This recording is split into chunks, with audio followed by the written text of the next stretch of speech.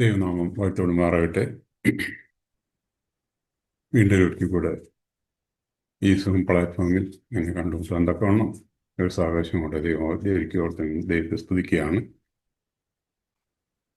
സാത്താനെ സാത്താൻ്റെ തന്ത്രങ്ങളെക്കുറിച്ച് പഠിക്കാൻ തക്കവണ്ണം ഒരു സാവകാശം കൂടെ നമുക്ക് ദൈവം തന്നിരിക്കുകയാണ്.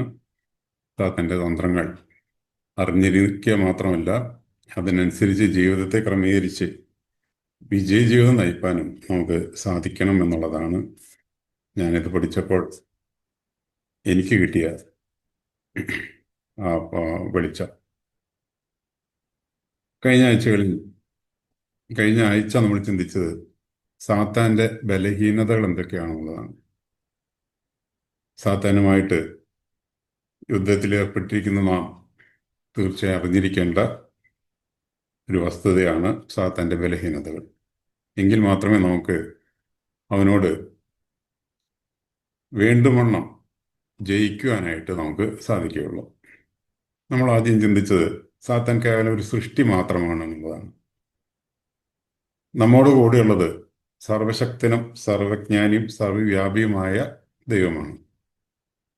ഈ കഴിവുകളൊന്നുമില്ലാത്ത സാത്താനുമായിട്ടാണ് നമ്മൾ യുദ്ധം ചെയ്യുന്നത് എന്നുള്ളത് നമ്മൾ മനസ്സിലാക്കിയിരിക്കേണ്ടതാണ്.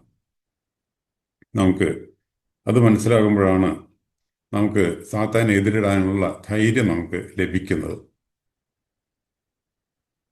അടുത്തതായിട്ട് നമ്മൾ ചിന്തിച്ചത് നമ്മുടെ നിരൂപണങ്ങൾ ഗ്രഹിക്കാനായിട്ടുള്ള അവൻ അശക്തനാണ്. ദൈവമാണ് നമ്മുടെ ഹൃദയങ്ങളെ അറിയുന്നത്.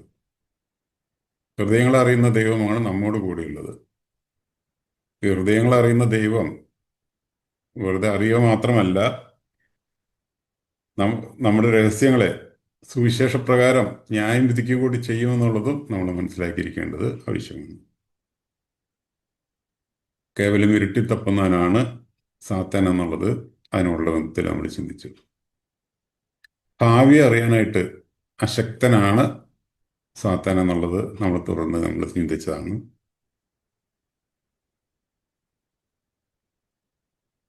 നമ്മുടെ നിരൂപണങ്ങളെ വേണോ വേണ്ടേന്ന് തീരുമാനിക്കാനായിട്ട് ദൈവത്തിന് ശക്തിയുണ്ട്. എന്നാൽ ആ ശക്തിയൊന്നും അല്ലെങ്കിൽ ആ കഴിവുകളൊന്നും സാത്താനില്ല എന്നുള്ളത് നമ്മൾ മനസ്സിലാക്കിയിരിക്കേണ്ടതാണ്. സ്വന്തം ഭാവിയെക്കുറിച്ച് പോലും വ്യക്തമായൊരു ധാരണയില്ലാത്ത ആളാണ് സാത്താൻ എന്നാണ് ഞാൻ മനസ്സിലാക്കുന്നത്.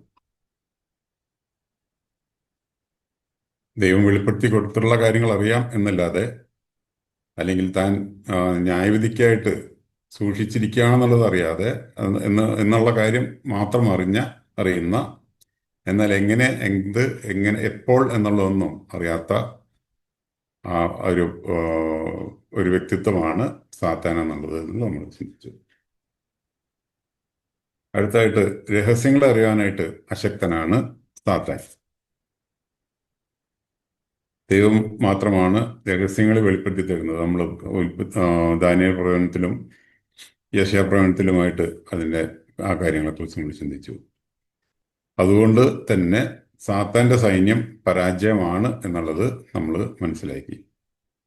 ഞാൻ ജൽപ്പകന്മാരുടെ ശകുനങ്ങളെ വ്യക്തമാക്കുകയും പ്രശ്നക്കാരെ ഭ്രാന്തന്മാരാക്കുകയും ജ്ഞാനികളെ മുടക്കി അവരെ ജ്ഞാനത്തെ ഭോഷത്വമാക്കുകയും ചെയ്യുന്നു ദൈവാത്മാവ് ഇവിടെ പറയുമ്പോൾ സാത്താൻ്റെ സൈന്യം അത് ഒരു പരാജയം തന്നെയാണെന്നുള്ളത് നമ്മൾ മനസ്സിലാക്കിയിരിക്കേണ്ടതാണ്. പിന്നീട് നമ്മൾ കണ്ടത് വശീകരിക്കാനല്ലാതെ നമ്മെക്കൊണ്ട് ചെയ്യിക്കാനായിട്ട് സാത്താന് സാധിക്കുകയില്ല. നമ്മൾ സ്വന്തം മോഹങ്ങളാൽ ആകർഷിച്ച് വശീകരിക്കപ്പെടുന്നതുകൊണ്ട് മാത്രമാണ് നമ്മൾ വീണു പോകുന്നത്, അല്ലെങ്കിൽ പ്രലോഭനങ്ങളിൽ അകപ്പെട്ടു പോകുന്നത് എന്നുള്ളത് നമ്മൾ കണ്ടു. ദൈവം അനുവദിക്കാതെ സാത്താൻ ഒന്നും ചെയ്യാനായിട്ട് സാധിക്കുകയില്ല എന്നുള്ളതാണ് പിന്നീട് നമ്മൾ ചിന്തിച്ചത്. ഇനി ദൈവം അനുവദിച്ചാൽ തന്നെ റോമർ 8:28 വായിക്കുന്ന പോലെ സകലവും നന്മയ്ക്കായി കൂടി വ്യാപരിക്കുന്ന കർത്താവാണ് നമുക്കുള്ളത് എന്നുള്ളതും നമ്മൾ മനസ്സിലാക്കിയിരിക്കേണ്ടതാണ്. സർവോപരി ആയുധമില്ലാത്ത ശത്രുവാണ്, തോൽപ്പിക്കപ്പെട്ട ശത്രുവാണ് സാത്താൻ എന്നുള്ളത് നമ്മൾ ചിന്തിച്ചു. ഇന്ന് ദൈവസന്നിധിയിൽ വിറയ്ക്കുന്നതിനായിട്ടാണ് സാത്താൻ ഇരിക്കുന്നത് എന്നുള്ളത് നമ്മൾ ചിന്തിച്ചു കഴിഞ്ഞു. ഇന്ന് കർത്താവിൽ ആശ്രയിക്കുന്നത് സാത്താൻ്റെ പ്രവർത്തനം ഓരോ യുഗങ്ങളിലും എങ്ങനെയാണ് ആ, മുന്നോട്ട് പോയിക്കൊണ്ടിരിക്കുന്നത് എന്നുള്ളതിനെ കുറിച്ച് ചിന്തിക്കാനായിട്ടാണ് ഞാൻ ദൈവാത്മാവിൽ ശരണപ്പെടുന്നത്.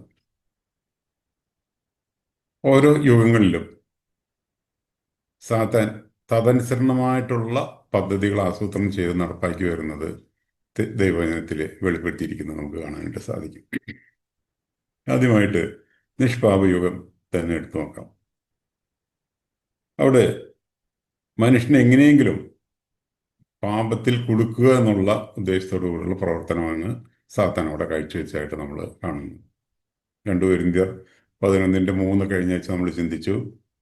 സർപ്പം ഹവ്വയെ ഉപായത്താൽ ചതിച്ചതുപോലെ അവിടെ ആ ആ പാപം മനുഷ്യവർഗത്തിലേക്ക് കടന്നു വരുന്ന കാഴ്ചയാണ് നമ്മളവിടെ കണ്ടത്.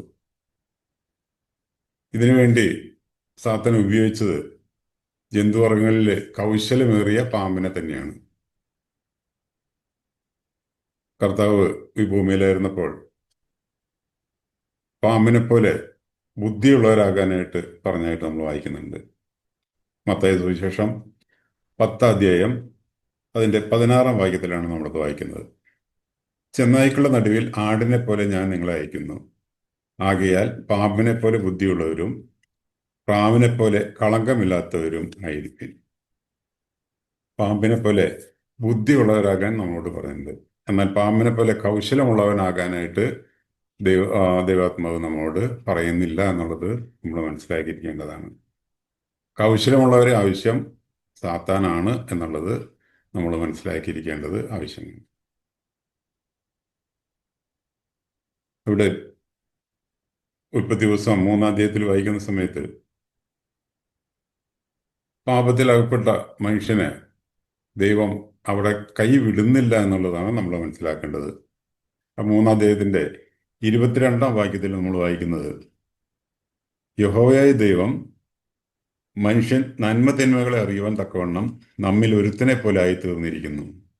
ഇപ്പോൾ അവൻ കൈനീട്ടി ജീവവൃക്ഷത്തിന്റെ ഫലം കൂടെ പറിച്ച് തിന്ന് എന്നേക്കും ജീവിക്കാൻ സംഗതി വരരുത് എന്ന് കൽപ്പിച്ചു.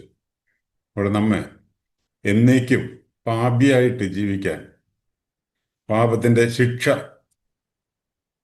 ശിക്ഷയിൽ നിന്ന് ഒഴിവുള്ളവരായി തീരാൻ ഇടവഴരാത്ത വിധം ജീവിക്കാനായിട്ട് ദൈവം അനുവദിച്ചില്ല. മാത്രം അതിനുവേണ്ടി ജീവവൃക്ഷത്തിന്റെ ഫലം തിന്നാതിരിക്കുന്നതിന് വേണ്ടി ജീവവൃക്ഷത്തിലേക്കുള്ള പാത അടച്ചതായിട്ട് നമ്മളവിടെ വായിക്കുന്നുണ്ട്. നമ്മളോടുള്ള ദൈവത്തിന്റെ സ്നേഹമാണ് അവിടെ നമുക്ക് കാണാനായിട്ട് സാധിക്കും. ഉൽപ്പത്തി ദിവസം 3-ാം അധ്യായത്തിന്റെ 15-ാം വാക്യത്തിൽ നമ്മളിങ്ങനെ വായിക്കുന്നു. അവിടെ ദൈവം പാമ്പിനോട് കൽപ്പിക്കുന്നതാണ്, ഞാൻ നിനക്കും സ്ത്രീക്കും നിന്റെ സന്തതിക്കും അവളുടെ സന്തതിക്കും തമ്മിൽ ശത്രുത്വം ഉണ്ടാക്കും. അവൻ നിന്റെ തല തകർക്കും, നീ അവന്റെ കുതികാൽ തകർക്കും. സാത്താനെ വ്യക്തമായിട്ട് മനസ്സിലാവുന്ന ഭാഷയായിട്ട് നമുക്കിത് കാണാനായിട്ട് സാധിക്കും. അവൻ സ്ത്രീയുടെ സന്തതി നിന്റെ തല തകർക്കും. തുടർന്നുള്ള ഭാഗം നമ്മൾ വായിക്കുമ്പോൾ സ്ത്രീയുടെ സന്തതിയുടെ നേരെയുള്ള പ്രവർത്തനമായിട്ട് പിന്നീട് അത് തുടരുന്നതായിട്ട് നമുക്ക് കാണാൻ സാധിക്കും. കയ്യിന് വശത്താക്കുന്നു. സ്ത്രീയുടെ സന്തതി കയ്യിൻ തനിക്കൊരു ദോഷം ചെയ്യാതിരിക്കാൻ വേണ്ടി സ്ത്രീയുടെ സന്തതിയായ കയ്യിനെ വശത്താക്കുന്നു. എന്നാൽ ഹാബേലിനോടുള്ള ബന്ധത്തിൽ താൻ അവിടെ പരാജയപ്പെടുന്നതായിട്ടാണ് നമ്മൾ കാണുന്നത്. അപ്പോൾ കയ്യിനെ കൊണ്ട് തന്നെ അവിടെ ആ ഹാബേലിനെ ഇല്ലായ്മ ചെയ്യാനായിട്ടുള്ള ശ്രമമാണ് പിന്നീട് നടന്നതായിട്ട് നമ്മൾ വായിക്കുന്നത്. ഉൽപ്പത്തി ദിവസം 4-ാം അധ്യായത്തിന്റെ 7-ാം വാക്യത്തിൽ ദൈവം കയ്യിനൊരു മുന്നറിയിപ്പ് കൊടുക്കുന്നതായിട്ട് കാണുന്നുണ്ട്. 4-ാം അധ്യായത്തിന്റെ 7-ാം വാക്യം, നിന്റെ മുഖം വാടുന്നതും എന്ത്? നീ നന്മ ചെയ്യുന്നുവെങ്കിൽ പ്രസാദമുണ്ടാകുകയില്ലയോ? നീ നന്മ ചെയ്യുന്നില്ലെങ്കിലോ പാപം വാതിൽക്കൽ കിടക്കുന്നു, അതിൻ്റെ ആഗ്രഹം നിന്നിലേക്കാകുന്നു, നീയോ അതിനെ കീഴടക്കണം എന്ന് കൽപ്പിച്ചു. ഇവിടെ ദൈവം വ്യക്തമായിട്ട് കയ്യിന് ഒരു മുന്നറിയിപ്പ് കൊടുക്കുന്നതായിട്ട് നമുക്ക് കാണാൻ സാധിക്കും. എന്നാൽ ദൈവം കൊടുത്ത മുന്നറിയിപ്പിനെ വകവയ്ക്കാതെ സാത്താന്റെ ആലോചനയാണ് കയ്യൻ പിന്തുടർന്നത് എന്നുള്ളതാണ് പിന്നീട് നമുക്ക് കാണാനായിട്ട് സാധിക്കുന്നത്. എന്നാൽ അദ്ദേഹത്തിന്റെ 25-ാം വാക്യത്തിലേക്ക് വരുന്ന സമയത്ത് ഹാബേലിന് പകരമായിട്ട് ശേത്തിന് നൽകിക്കൊണ്ടാണ് ദൈവം ഈ പ്രശ്നത്തിന് പരിഹാരം വരുത്തിയതായിട്ട് നമ്മൾ വായിക്കുന്നു. ഉൽപ്പത്തി പുസ്തകം 4-ാം അധ്യായം അതിൻ്റെ 25-ാം വാക്യം. ആദാം തൻ്റെ ഭാര്യയെ പിന്നെയും പരിഗ്രഹിച്ചു, അവൾ ഒരു മകനെ പ്രസവിച്ചു. കയ്യൻ കൊന്ന ഹാബീലിന് പകരം ദൈവം എനിക്ക് മറ്റൊരു സന്തതിയെ തന്നു എന്ന് പറഞ്ഞ് അവന് ശേത്ത് എന്ന് പേരിട്ടു. അവിടെ ശേത്തിനെ നൽകിക്കൊണ്ട് സാത്തന്റെ തല തകർക്കുന്ന കർത്താവ് ജനിക്കേണ്ട ആ വംശം അവിടെ നിലനിർത്തുന്നതായിട്ട് ദൈവം നമുക്കിവിടെ കാണാനായിട്ട് സാധിക്കും. തുടർന്നുള്ള അധ്യായങ്ങൾ വായിക്കുമ്പോൾ മനുഷ്യകുലത്തെ മുഴുവനും മലിനമാക്കാനുള്ള ശ്രമമാണ് പിന്നീട് നമ്മളവിടെ കാണുന്നത്. ഉൽപ്പത്തി ദിവസം 6-ാം അധ്യായത്തിലേക്ക് വരുന്ന സമയത്ത് ആ ശേത്തിന്റെ കുടുംബത്തെ പോലും മലിനമാക്കുന്ന സാത്താന്റെ പ്രവർത്തനങ്ങൾ നമുക്കവിടെ കാണാനായിട്ട് സാധിക്കും. ശേത്തിന്റെ കുടുംബത്തെ പോലും ബിലയാമിന്റെ വഞ്ചനയിൽ കൊടുക്കുന്ന സാത്താന്റെ പ്രവർത്തനങ്ങളാണ് പിന്നീട് നമ്മളവിടെ കാണുന്നത്. ഉൽപ്പത്തി അത് ഒന്നുകൂടെ അതിൻ്റെ ഗൗരവം മനസ്സിലാക്കുന്നതിന് വേണ്ടി ഉൽപ്പത്തി ദിവസം 5-ാം അധ്യായം ഒന്ന് പരിശോധിക്കുന്നതിലാണ്. അവിടെ നോഹ വരെയുള്ള ആദാം മുതൽ നോഹ വരെയുള്ള തലമുറകളെ അവിടെ ദൈവാത്മാവിടെ വെളിപ്പെടുത്തി തന്നിട്ടുണ്ട്. അത് വായിക്കുമ്പോൾ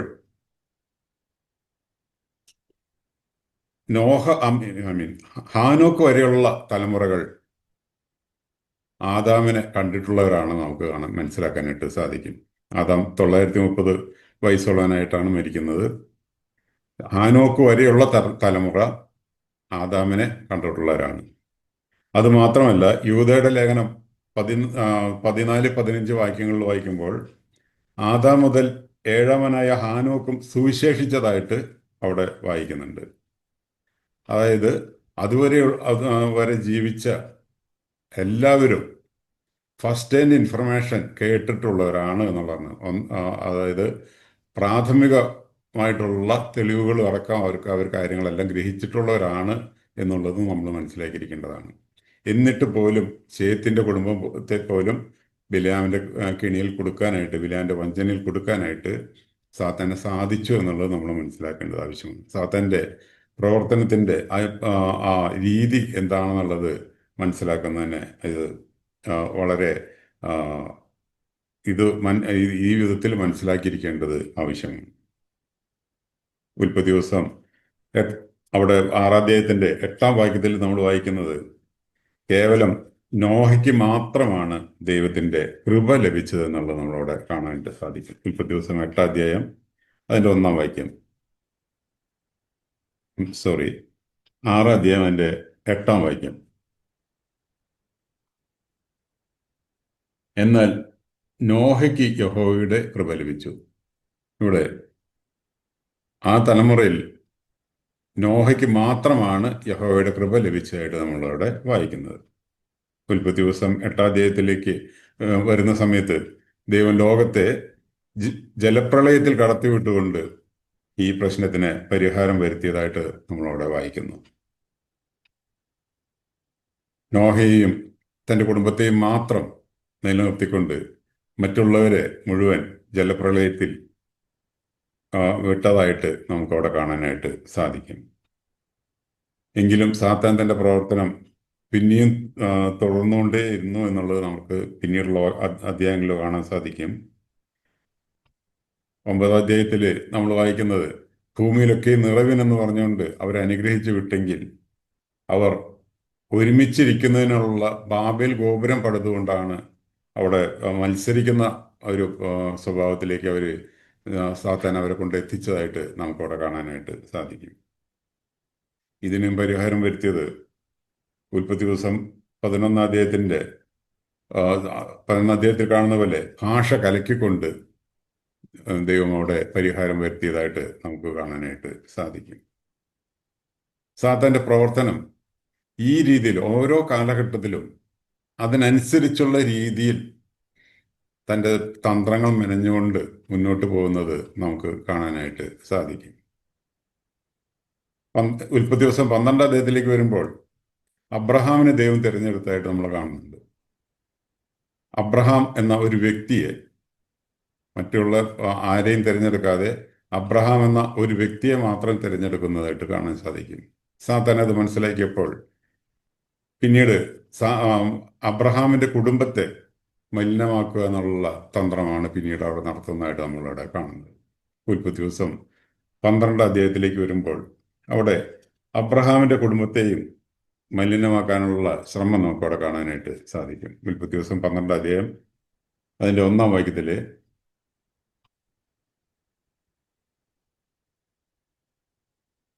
യഹോവ അബ്രഹാമിനോട് അരുളി ചെയ്തെന്നാൽ, നീ നിന്റെ ദേശത്തെയും ചാർച്ചക്കാരെയും പിതൃഭവനത്തെയും വിട്ടു പുറപ്പെട്ട് ഞാൻ നിന്നെ കാണിക്കാനിരിക്കുന്ന ദേശത്തേക്ക് പോകുക. അവിടെ ദൈവം വ്യക്തമായ കൽപ്പന കൊടുത്തുകൊണ്ട് ദൈവം കാണിക്കാനിരിക്കുന്ന ദേശത്തേക്ക് പോകുക എന്ന് പറഞ്ഞു വിടുന്നതായിട്ട് നമ്മൾ കാണാൻ സാധിക്കും. എബ്രായ ലേഖനത്തിലേക്ക് വരുമ്പോൾ താൻ ദൈവത്തിന്റെ വാഗ്ദത്തങ്ങളിൽ വിശ്വസിച്ചു എന്ന് നമ്മൾ വായിക്കുന്നുണ്ടെങ്കിലും ചില താളപ്പിഴകൾ തൻ്റെ ജീവിതത്തിലും സാത്താൻ വരുത്തിയതായിട്ട് നമുക്ക് കാണാൻ സാധിക്കും. 12 അധ്യായത്തിന്റെ 10-ാം വാക്യത്തിലേക്ക് വരുമ്പോൾ ദേശത്ത് ക്ഷാമമുണ്ടായി എന്ന് നമ്മൾ വായിക്കുന്നു. ഈ ക്ഷാമം ഉണ്ടായ സമയത്ത് മിസ്രൈമിലേക്ക് ഇറങ്ങിപ്പോകാനായിട്ട് സാത്താൻ അബ്രഹാമിന്റെ മനസ്സിൽ തോന്നിച്ചു എന്നുള്ളതാണ് ഞാൻ മനസ്സിലാക്കുന്നത്. അവിടെ മിസ്രൈമിലേക്ക് പോകുന്നതിൻ്റെ ഭവിഷ്യത്ത് എന്താണെന്നുള്ളത് അബ്രഹാമിന് നന്നായി അറിയാമായിരുന്നു എന്നുള്ളത് അതിൻ്റെ 11-ാം വാക്യത്തിലും 11-12 വാക്യങ്ങൾ വായിക്കുമ്പോൾ മനസ്സിലാക്കാൻ സാധിക്കും. മിസ്രൈമിൽ എത്തുമാറായപ്പോൾ അവൻ തൻ്റെ ഭാര്യ സാറായിയോട് പറഞ്ഞത്, ഇതാ നീ സൗന്ദര്യമുള്ള സ്ത്രീ എന്ന് ഞാൻ അറിയുന്നു. മിസ്രൈമർ നിന്നെ കാണുമ്പോൾ ഇവളവന്റെ ഭാര്യ എന്ന് പറഞ്ഞ് എന്നെ കൊല്ലുകയും നിന്നെ ജീവനോടെ രക്ഷിക്കുകയും ചെയ്യും. നീ എൻ്റെ സഹോദരി എന്ന് പറയണം, എന്നാൽ നിന്റെ നിമിത്തം എനിക്ക് നന്മ വരികയും ഞാൻ ജീവിച്ചിരിക്കുകയും ചെയ്യും. ഇവിടെ അബ്രഹാമിന് വ്യക്തമായിട്ട് അറിയാമായിരുന്നു മിസ്രൈമിലേക്ക് ഇറങ്ങിപ്പോകുന്നതിൻ്റെ ഭവിഷ്യത്ത് എന്താണെന്നുള്ളത് വ്യക്തമായിട്ട് അബ്രഹാമിന് അറിയാമായിരുന്നു. എങ്കിലും അബ്രഹാം അത് കണക്കെടുക്കാതെ സാത്താന്റെ ആലോചനയ്ക്ക് കീഴ്പ്പെടുന്ന അബ്രഹാമിനെയാണ് നമുക്കവിടെ കാണാനായിട്ട് സാധിക്കുന്നത്. അങ്ങനെ അബ്രഹാമിന്റെ ആ കുടുംബത്തെ തന്നെ മലിനമാക്കാനുള്ള ശ്രമം പിന്നീട് അവിടെ നമുക്ക് കാണാൻ സാധിക്കും. 17-ാം വാക്യത്തിലേക്ക് വരുമ്പോൾ സാറ ഫറവന്റെ കൊട്ടാരത്തിലേക്ക് പോകേണ്ടതായിട്ടുള്ള ആ ദുര്യോഗം അവിടെ വന്നുപെടുന്നതായിട്ട് കാണാൻ സാധിക്കും. ഇവിടെ ദൈവം താൻ തന്നെ പ്രവർത്തിച്ചാണ് സാറയെ വിടുവിക്കുന്നത് എന്നുള്ളത് നമുക്ക് മനസ്സിലാക്കാനായിട്ട് സാധിക്കും. ദൈവം താൻ ചെയ്ത വാഗ്ദത്തം നിവൃത്തിക്കുക തന്നെ ചെയ്യും. എങ്കിലും അതിന് വളരെ ദൂരവ്യാപകമായ ഫലങ്ങൾ ഉണ്ടാകുന്നുള്ളതും നമ്മൾ മനസ്സിലാക്കേണ്ടത് ആവശ്യം. അതുമാത്രമല്ല, അബ്രഹാം തിരികെ പോരുമ്പോൾ അബ്രഹാമിനെ അവിടുന്ന് ഓടിച്ചു വിടുന്നതായിട്ടാണ് നമ്മൾ വായിക്കുന്നത്. അവൻ തിരികെ പോരുന്ന സമയത്ത് സാത്താൻ്റെതായ ഒരു സമ്മാനവും കൂടെ കൊടുത്താണ് വിട്ടത് എന്നുള്ളത് നമ്മൾ മനസ്സിലാക്കിയിരിക്കേണ്ടത് ആവശ്യമാണ്. ഒരു ഹാഗാറിനെ തൻ്റെ കൂടെ അയക്കുന്നതായിട്ട് മിസ്രൈമിൽ നിന്നും ഒരു ദാസിയായ ആഹാറിനെ തനിക്ക് കൂടെ തൻ്റെ കൂടെ പോകുന്നതായിട്ട് നമുക്കവിടെ കാണാനായിട്ട് സാധിക്കും. ഈ ദാസി മുഖാന്തരം ഉണ്ടായിട്ടുള്ള ഭവിഷ്യത്ത് ഇന്നും നിലനിൽക്കുന്നു എന്നുള്ളതാണ് നമ്മൾ മനസ്സിലാക്കിയിരിക്കേണ്ട ഒരു പ്രധാനപ്പെട്ട കാര്യം. നാം ദൈവസന്നിധിയിൽ നിന്ന് അകന്നു പോകുമ്പോൾ നമുക്കുണ്ടാകുന്ന ഭവിഷ്യത്ത് അത് വളരെ വലുതായിരിക്കും എന്നുള്ളത് ദൈവാത്മാവോടെ നമ്മെ ഓർപ്പിക്കുകയാണ്. തുടർന്ന് നമ്മൾ വായിക്കുന്നത് അബ്രഹാമിന്റെ സന്തതിയെ തന്നെ ഇല്ലായ്മ ചെയ്യാനായിട്ടുള്ള ശ്രമമാണ് സാത്താൻ പിന്നീട് നടത്തുന്നതായിട്ട് കാണുന്നത്. ഉൽപ്പത്തി ദിവസം 15 അധ്യായത്തിൽ വരുമ്പോൾ അവിടെ ദൈവം അബ്രഹാമിന് ചില വാഗ്ദത്തങ്ങൾ കൊടുക്കുന്നതായിട്ട് നമുക്കവിടെ കാണാനായിട്ട് സാധിക്കും. 15 അധ്യായം അതിൻ്റെ 1 മുതലുള്ള വാക്യങ്ങൾ വായിക്കുമ്പോൾ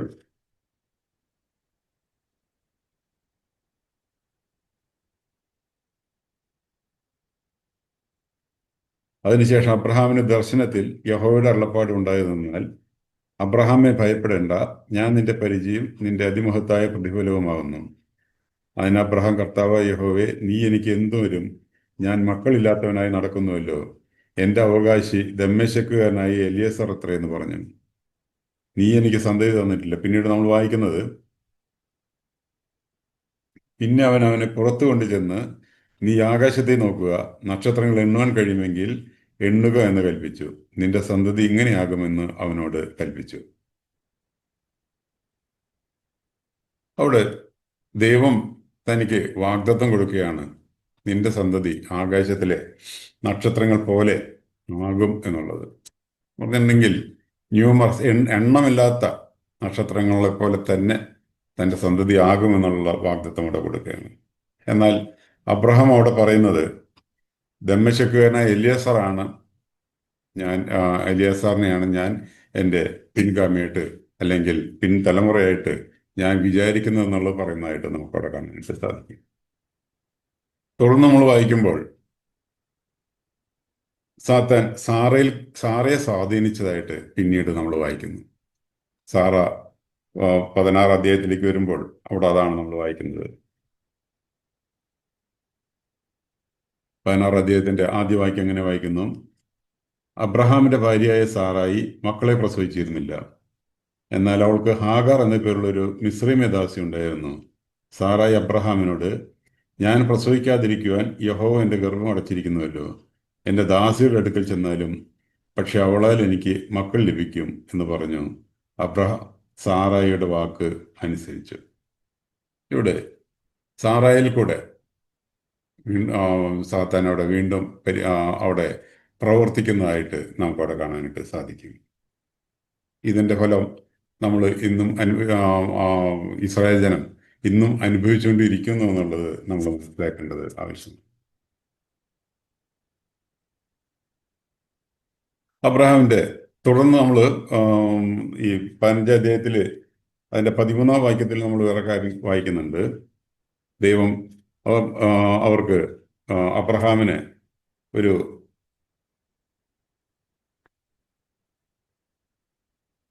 കാര്യം വെളിപ്പെടുത്തി കൊടുക്കുന്നുണ്ട്. അവിടെ 13-ാം വാക്യം, അപ്പോൾ അവൻ അബ്രഹാമിനോട്, നിന്റെ സന്തതി സ്വന്തമല്ലാത്ത ദേശത്ത് 400 സംവത്സരം പ്രവാസികളായിരുന്ന് ആ ദേശക്കാരെ സേവിക്കും.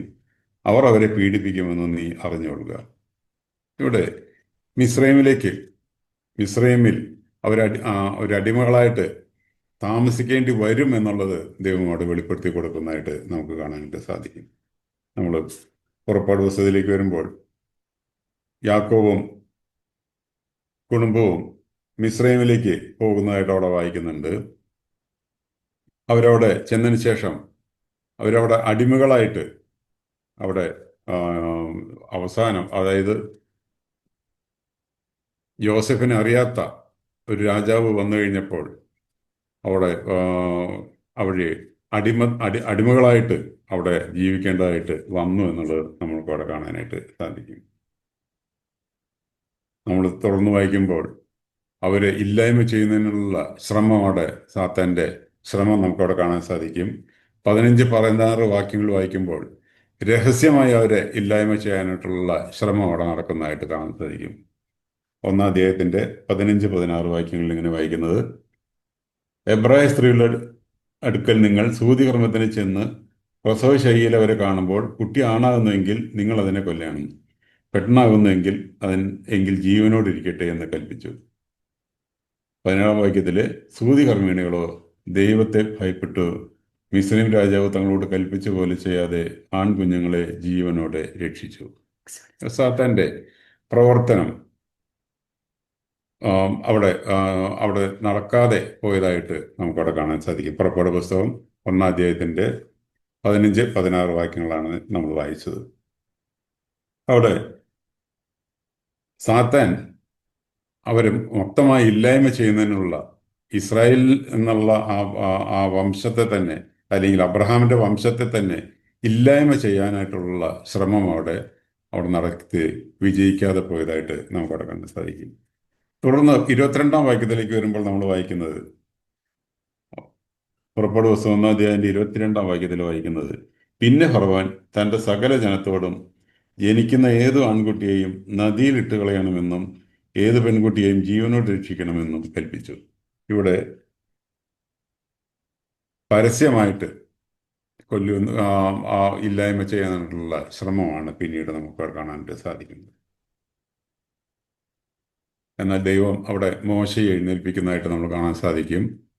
മോശെ നദിയിലെറിഞ്ഞ് കൊല്ലപ്പെടേണ്ടവനായിരുന്നുവെങ്കിലും ദൈവം അവിടെ പ്രവർത്തിക്കുന്നതായിട്ട് കാണാൻ സാധിക്കും. ഫറവോന്റെ മകളിൽ കൂടെ തന്നെ ദൈവം പ്രവർത്തിച്ച് മോശയെ വിടുവിക്കുന്നതായിട്ട് നമുക്ക് കാണാൻ സാധിക്കും. മോശയുടെ ജീവിതം നമ്മൾ പരിശോധിച്ചാൽ ആദ്യത്തെ 2 വർഷം സ്വന്തം വീട്ടില് അഭ്യസനം നേടുന്നതായിട്ട് നമുക്ക് കാണാൻ സാധിക്കും. അതായത് ജീവനുള്ള ദൈവത്തെ അറിയാനുള്ള അവസരം ഈ 2 കൊല്ലം കൊണ്ട് അവിടെ ലഭിച്ചതായിട്ട് നമുക്ക് കാണാൻ സാധിക്കും. ദൈവം നമുക്കും മക്കളെ നൽകിയിരിക്കുന്നത് ദൈവത്തിനായി രൂപപ്പെടുത്തി എടുക്കുന്നതിനാണെന്നുള്ളത് നമ്മൾ മനസ്സിലാക്കിയിരിക്കേണ്ടത് ആവശ്യമാണ്. നമുക്ക് ഏകദേശം കുറഞ്ഞത് 14 വർഷമെങ്കിലും ദൈവം നമുക്ക് നമ്മുടെ മക്കളെ നമ്മുടെ അടുക്കൽ തന്നെ തരുന്നുണ്ട്. എന്നാൽ അമ്രാം യോഖേബെദ് ദമ്പതികൾക്ക് കേവലം 2 വർഷം മാത്രമാണ് ലഭിച്ചത് എന്നുള്ളത് നമ്മൾ മനസ്സിലാക്കേണ്ടത് ആവശ്യമാണ്. ഈ 2 വർഷം കൊണ്ട് എബ്രായ ലേഖനം 11:24 വായിക്കുന്നത് പോലെ മിസ്രൈമിലെ സകല നിക്ഷേപങ്ങളെക്കാളും ദൈവജനത്തോടുകൂടെ കഷ്ടം അനുഭവിക്കുന്നത് തിരഞ്ഞെടുക്കുവാനായിട്ട് മോശയെ പ്രാപ്തനാക്കി എന്നുള്ളത് നമ്മൾ മനസ്സിലാക്കിയിരിക്കേണ്ടത് ആവശ്യമാണ്. ദൈവം നമുക്ക് തന്ന മക്കൾ ദൈവത്തിനായി തിരിയുന്ന അനുഭവത്തിലേക്ക്, അല്ലെങ്കിൽ ദൈവത്തിനായി ജീവിക്കുന്നവരായി തീരുവാൻ തക്കവണ്ണം നമ്മുടെ കയ്യിൽ ഏൽപ്പിച്ചിരിക്കുന്നു എന്നുള്ള ഉത്തമ വിശ്വാസത്തോടുകൂടെ നമ്മളവിടെ ഇടപെടേണ്ടത് ആവശ്യമാണ്, അല്ലെങ്കിൽ അവരെ ട്രെയിൻ ചെയ്യേണ്ടത് ആവശ്യമാണ് എന്നുള്ളത് നമുക്കവിടെ കാണാനായിട്ട് സാധിക്കും. തുടർന്ന് നമ്മൾ മോശയുടെ ജീവിതത്തെ പരിശോധിക്കുമ്പോൾ അപ്പോസ്തല പ്രവൃത്തി 7 അധ്യായത്തിലാണ് നമുക്കത് വെളിപ്പെടുത്തി തന്നുള്ളത്. അപ്പോസ്തല പ്രവൃത്തി 7 അധ്യായം അതിൻ്റെ 23 നമ്മളിങ്ങനെ വായിക്കുന്നു.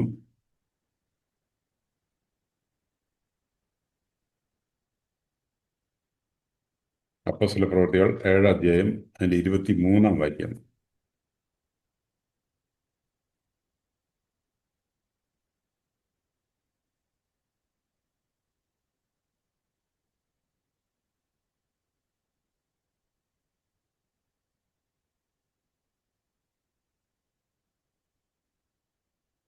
അവന് 40 വയസ്സ് തികറായപ്പോൾ സോറി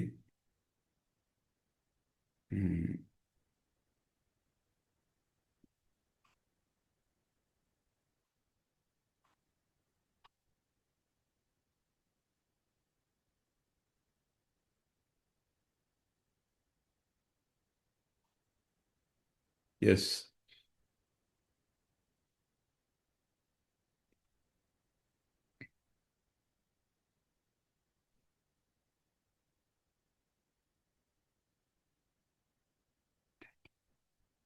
22 മുതലുള്ള വാക്യങ്ങൾ വായിക്കാം. മോശെ മിസ്രൈമ്യരുടെ സകല ജ്ഞാനവും അഭ്യസിച്ചു, വാക്കിലും പ്രവൃത്തിയിലും സമർത്ഥനായി തീർന്നു. അവൻ 40 വയസ്സ് തികയാറായപ്പോൾ ഇസ്രായേൽ മക്കളായ തൻ്റെ സഹോദരന്മാരെ ചെന്ന് കാണണമെന്ന് മനസ്സിൽ തോന്നി. ഇവിടെ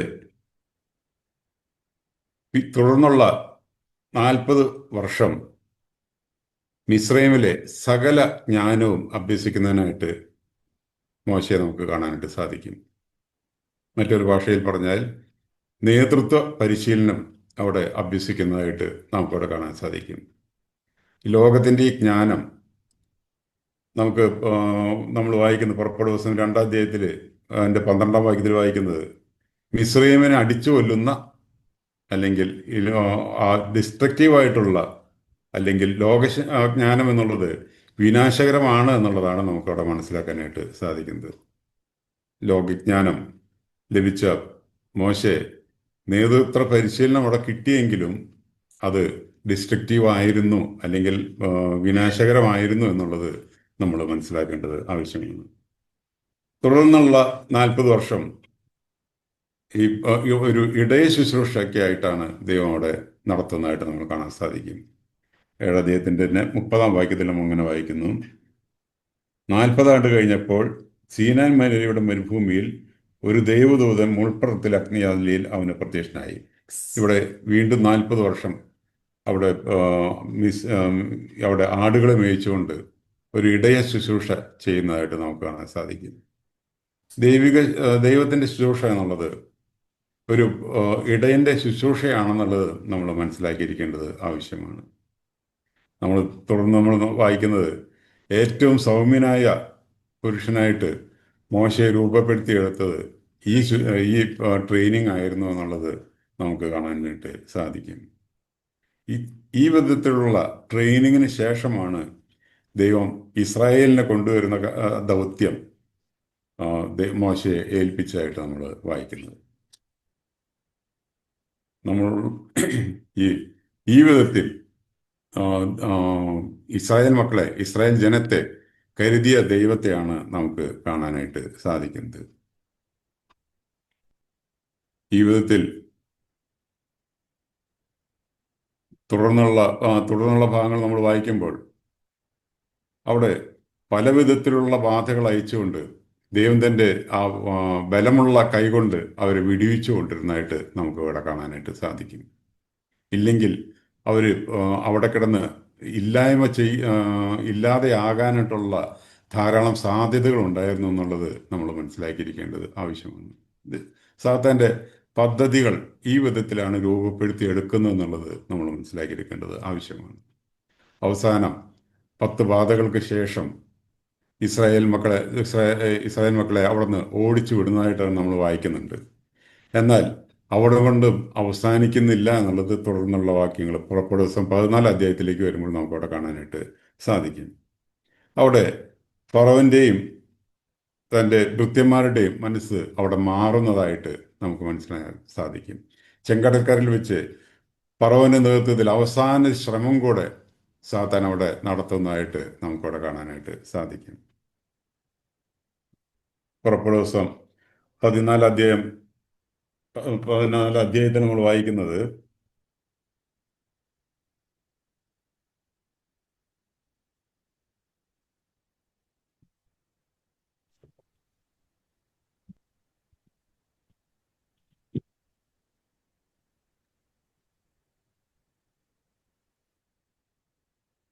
അഞ്ചാം വാക്യം മുതൽ വായിക്കുമ്പോൾ അവർ അങ്ങനെ ചെയ്തു. ജനം ഓടിപ്പോയി എന്ന് മിസ്രയീം രാജാവിന് അറിവ് കിട്ടിയപ്പോൾ ജനത്തെ സംബന്ധിച്ചു ഫറവോന്റെയും അവന്റെ ഭൃത്യന്മാരുടെയും മനസ്സ് മാറി. ഇസ്രായേലരെ നമ്മുടെ അടിമവേലയിൽ നിന്ന് വിട്ടയച്ചു കളഞ്ഞല്ലോ, നാം ഈ ചെയ്തത് എന്ത് എന്ന് അവർ പറഞ്ഞു. പിന്നെ അവൻ രഥം കെട്ടിച്ചു പടജനത്തെയും വിശേഷപ്പെട്ട 600 രഥങ്ങളെയും മിസ്രയീമിലെ സകല രഥങ്ങളെയും അവയ്ക്ക് വേണ്ടുന്ന തേരാളികളെയും കൂട്ടി. യഹോവ മിസ്രയീം രാജാവായ ഫറവോന്റെ ഹൃദയം കഠിനമാക്കിയതിനാൽ അവൻ ഇസ്രായേൽ മക്കളെ പിന്തുടർന്നു. എന്നാൽ ഇസ്രായേൽ മക്കൾ യുദ്ധസന്നദ്ധരായി പുറപ്പെട്ടിരുന്നു. ഇവിടെ നമ്മൾ വായിക്കുന്നത് അവസാനമായി ആ ചെങ്കടൽ കരയിൽ വരെ ചെന്ന് അവരെ തിരിച്ചു കൊണ്ടുവരാനുള്ള ശ്രമം ഫറവോൻ അവിടെ നടത്തുന്നതായിട്ട് നമുക്കവിടെ കാണാനായിട്ട് സാധിക്കും. ഇവിടെയും അതിൻ്റെ 26-ാം വാക്യത്തിലേക്ക് വരുമ്പോൾ നമ്മൾ വായിക്കുന്നത് ദൈവം താൻ തന്നെ യുദ്ധം ചെയ്ത് ഇസ്രായേൽ മക്കളെ വിടുവിക്കുന്നതായിട്ട് നമുക്ക് കാണാനായിട്ട് സാധിക്കും. കേവലം ഒരു കല്ല് പോലും എടുത്തെറിയേണ്ട ആവശ്യം ഇസ്രായേൽ മക്കൾക്ക് വന്നില്ല എന്നുള്ളതാണ് നമ്മളോട് വായിക്കുന്നത്. പക്ഷേ ഇസ്രായേൽ മക്കളുടെ ഉള്ളിൽ അവിശ്വാസത്തിന്റെ വിത്ത് വിതയ്ക്കാനായിട്ട് ഈ കാര്യം അവിടെ ഇടയായി തീർന്നു എന്നുള്ളത് നമ്മൾ മനസ്സിലാക്കേണ്ടത് ആവശ്യം. പുറപ്പെടുന്ന ദിവസം 14 അധ്യായത്തിൽ നമ്മൾ അതും വായിക്കുന്നുണ്ട്. അതിൻ്റെ 11-ാം വാക്യത്തിൽ ഇങ്ങനെ വായിക്കുന്നു: അവർ മോശയോട്, മിസ്രയീമിൽ ശവക്കുഴി ഇല്ലാതിരുന്നിട്ടോ നീ ഞങ്ങളെ മരുഭൂമിയിൽ മരിക്കുവാൻ കൂട്ടിക്കൊണ്ടുവന്നത്? നീ ഞങ്ങളെ മിസ്രയീമിൽ നിന്ന് പുറപ്പെടുവിച്ചതിനാൽ ഞങ്ങളോട് ഈ ചെയ്തത് എന്ത്? മിസ്രയീമർക്ക് വേല ചെയ്യുവാൻ ഞങ്ങളെ വിടയണമെന്നോ ഞങ്ങൾ മിസ്രയീമിൽ വെച്ച് നിന്നോട് പറഞ്ഞില്ലയോ? മരുഭൂമിയിൽ മരിക്കുന്നതിനേക്കാൾ മിസ്രയീമർക്ക് വേല ചെയ്യുന്നതായിരുന്നു ഞങ്ങൾക്ക് നല്ലത് എന്ന് പറഞ്ഞു. ഇസ്രായേൽ മക്കളുടെ ഉള്ളിൽ അവിശ്വാസത്തിന്റെ വിത്തുകൾ വിതയ്ക്കുന്നതിന്, വിത്തുകൾ പാകുന്നതിന് ഇത് ഇടയായി തീർന്നു എന്നുള്ളത് നമുക്ക് മനസ്സിലാക്കിയിരിക്കേണ്ടത് ആവശ്യമാണ്. സാത്താൻ അതുകൊണ്ടും അടങ്ങിയിരുന്നില്ല എന്നുള്ളത് തുടർന്ന് നമ്മൾ വായിക്കുന്നുണ്ട്. പുറപ്പാട് ദിവസം 12-ാം അധ്യായത്തിൽ അവർ പുറപ്പെട്ടു വരുന്ന കാര്യത്തെക്കുറിച്ച് വായിക്കുമ്പോൾ അവിടെ ഒരു പ്രത്യേക കാര്യം നമ്മുടെ ചിന്തയിലേക്ക് കൊണ്ടുവരേണ്ടതാണ്. പുറപ്പാട് ദിവസം 12-ാം അധ്യായം അതിൻ്റെ 38-ാം വാക്യത്തിൽ നമ്മൾ അങ്ങനെ വായിക്കുന്നു: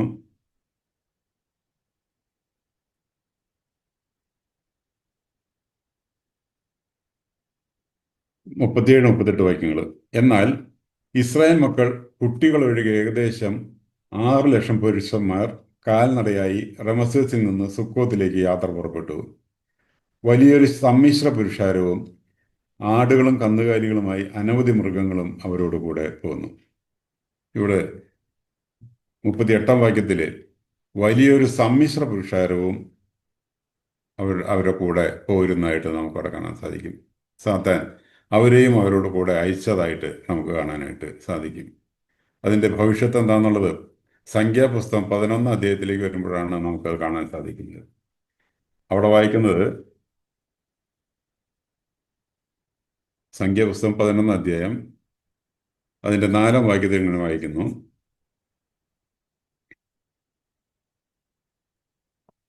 പിന്നെ അവരുടെ ഇടയിലുള്ള സമ്മിശ്ര ജാതി ദുരാഗ്രഹികളായി ഇസ്രായേൽ മക്കളും വീണ്ടും കരഞ്ഞുകൊണ്ട്, ഞങ്ങൾക്ക് തിന്മാൻ ഇറച്ചി ആര് തരും? ഞങ്ങൾ മിസ്രൈമിൽ വെച്ച് വില കൂടാതെ നിന്നിട്ടുള്ള മത്സ്യം, വെള്ളരിക്ക, മത്തങ്ങ, ഉള്ളി, ചുവന്നുള്ളി, ചിറ്റുള്ളി എന്നിവ ഞങ്ങൾ ഓർക്കുന്നു. ഇവിടെ മത്സരികളായിട്ട് ഈ സമ്മിശ്ര ജാതി തീരുന്നതായിട്ട് നമുക്കവിടെ കാണാനായിട്ട് സാധിക്കും. അവിടെ ആ വാക്യം മറ്റൊരു ലാംഗ്വേജുകളിൽ വായിച്ചാൽ അവരുടെയുള്ള സമ്മിശ്ര ജാതിയും അവരോടുകൂടെ ദുരാഗ്രഹികളായി ഇസ്രായേൽ മക്കളും ദുരാഗ്രഹികളായിട്ട് അവിടെ തീരുന്നതായിട്ടാണ് നമുക്കവിടെ കാണാനായിട്ട് സാധിക്കുന്നത്. മലയാളത്തിൽ അത് അത്ര വ്യക്തമല്ല, മറ്റു ഭാഷകളിൽ അത് വളരെ വ്യക്തമാണ്. അതായത് സമ്മിശ്ര ജാതിയോടുകൂടെ ഇസ്രായേൽ മക്കളും അവിടെ ദുരാഗ്രഹികളായിട്ട് തീരുന്നതായിട്ട് നമുക്കവിടെ കാണാനായിട്ട് സാധിക്കും. നമ്മളിവിടെ മനസ്സിലാക്കേണ്ട ഒരു കാര്യം, അവരുടെ മുൻ തലമുറകളെ പിശാച് വീഴ്ചതിൻ്റെ പരിണത ഫലമായിട്ടാണ് ഈ സമ്മിശ്ര ജാതി അവരോട് കൂടെ പോകാനായിട്ട് ഇടയായി തീർന്നതെന്നുള്ളത് നമ്മൾ മനസ്സിലാക്കിയിരിക്കേണ്ടത് ആവശ്യമാണ്. സംഖ്യാപുസ്തകം 33-55 വായിക്കുന്നുണ്ട്: അവർ നിങ്ങളുടെ കണ്ണിൽ മുള്ളുകളും തൊണ്ടയിൽ സൂചികളുമായിട്ട് ഇരിക്കുമെന്നുള്ളത് നമുക്കവിടെ വായിക്കാനായിട്ട് സാധിക്കും. ഈ വിധത്തിൽ സമ്മിശ്ര ജാതി ഉണ്ടാകുന്നത്, അല്ലെങ്കിൽ പുറപ്പാട് ദിവസം 23 അധ്യായത്തിൽ വായിക്കുന്നവര് അവരോടെങ്കിലും അവരുടെ ദേവന്മാരോടെങ്കിലും നീ ഉടമ്പടി ചെയ്യരുത്, പാപം ചെയ്യാനായിട്ട് അത് ഹേതുവായി തീരുമെന്നും നമ്മളവിടെ വായിക്കുന്നുണ്ട്. ആവർത്തന പുസ്തകത്തിൽ ഒന്നുകൂടെ വ്യക്തമായിട്ട് വായിക്കുന്നുണ്ട്. അതിൻ്റെ 7 അധ്യായം 2-3 വാക്യങ്ങളിൽ അവരോട് ഉടമ്പടി ചെയ്യുകയോ കൃപ കാണിക്കുകയോ അരുത്, അവരുമായി വിവാഹ സംബന്ധം ചെയ്യുകയോ ചെയ്യരുത്, അന്യദൈവങ്ങളെ സേവിപ്പാൻ തക്കവണ്ണം അവർ നിന്റെ പുത്രന്മാരെ എന്നോട് അകറ്റിക്കളയും. ഈ വിധത്തിൽ ദൈവം മുന്നറിയിപ്പ് കൊടുത്തിരിക്കുന്നതായിട്ട് നമുക്ക് കാണാനായിട്ട് സാധിക്കും. ദൈവം ഈ സമ്മിശ്ര ജാതിയെ അവിടെ ആക്കിയിരിക്കുന്നത്, അവരുടെ ഇടയിൽ ഈ സാത്താൻ ഈ സമ്മിശ്ര ജാതിയെയും അവരോട് കൂടെ അയച്ചിരിക്കുന്നത് നമുക്കവിടെ കാണാനായിട്ട് സാധിക്കും. നമുക്ക് ഒരു വിധത്തിൽ നമുക്ക് തോന്നാം, ഈ സമ്മിശ്ര ജാതി ദൈവത്തെ അറിഞ്ഞുകൊണ്ടാണ് പിൻഗമിച്ചത് എന്നുള്ളത് ഒരുപക്ഷെ നമുക്ക് തോന്നാനായിട്ട് സാധ്യതയുണ്ട്. എന്നാൽ അങ്ങനെയല്ല എന്നുള്ളതാണ് നമുക്കിവിടെ മനസ്സിലാക്കാനായിട്ട് സാധിക്കുന്നത്. അവർ മിസ്രൈമിൽ തന്നെ തുടരുവാനായിട്ട് ആഗ്രഹിച്ചിരുന്നവരായിരുന്നു. എന്നാൽ ഇവരോട് കൂടെ പോയാൽ എന്തെങ്കിലും ഗുണം ലഭിച്ചെങ്കിലോ എന്നുള്ള ഒരു ആശയാൽ മാത്രം അവരിറങ്ങി പുറപ്പെട്ടതാണെന്നുള്ളതാണ് നമുക്കവിടെ മനസ്സിലാക്കാനായിട്ട് സാധിക്കുന്നത്. ഇസ്രായേൽ മക്കളുള്ള ബന്ധത്തിൽ നമ്മൾ മറ്റൊരു കാര്യം മനസ്സിലാക്കിയിരിക്കണം. മറ്റു ജാതികളെക്കാളും ഇടകലരാതെ ജീവിച്ച ഒരു വിഭാഗമാണ് ഇസ്രായേൽ ജനം എന്നുള്ളത് നമ്മൾ മനസ്സിലാക്കിയിരിക്കേണ്ടത് ആവശ്യമാണ്. ഗാസ യുദ്ധം ആരംഭിച്ച സമയത്ത് യുക്തിവാദി എന്ന് അവകാശപ്പെടുന്ന ഒരു ശ്രീ രവിചന്ദ്രൻ സി എന്നൊരു വ്യക്തി താൻ ചെയ്ത ഒരു വിശകലനം ഞാൻ വായിക്കാനായിട്ട് ഇടയായി തീർന്നു. അവിടെ അദ്ദേഹം എങ്ങനെയാണ് പറഞ്ഞത്: യഹൂദന്മാരെ ലോകം വെറുക്കുവാനുണ്ടായ കാരണം അവർ അഭയാർത്ഥികളായി താമസിച്ച ഇടങ്ങളിൽ അവിടെയുള്ള ജനങ്ങളുമായി ഇടപഴകുവാൻ ശ്രമിക്കാതെ സ്വന്തം വ്യക്തിത്വം മാത്രം ഉയർത്തിപ്പിടിച്ച് ജീവിക്കാൻ ശ്രമിച്ചു എന്നുള്ളതാണെന്ന് അദ്ദേഹം പറഞ്ഞു. അതായത് അവർ മാത്രം ശ്രേഷ്ഠതയുള്ളവർ, മറ്റുള്ളവരൊക്കെ താഴ്ന്നവർ എന്നൊരു ചിന്താഗതി അവർ വെച്ച് പുലർത്തി. ദൈവത്തിൻ്റെ ഭാഷയിൽ പറഞ്ഞാൽ അവർ വേർപാട് അനുഷ്ഠിച്ചു എന്നാണ് നമുക്ക് അവിടെ മനസ്സിലാക്കാനായിട്ട് സാധിക്കുന്നത്.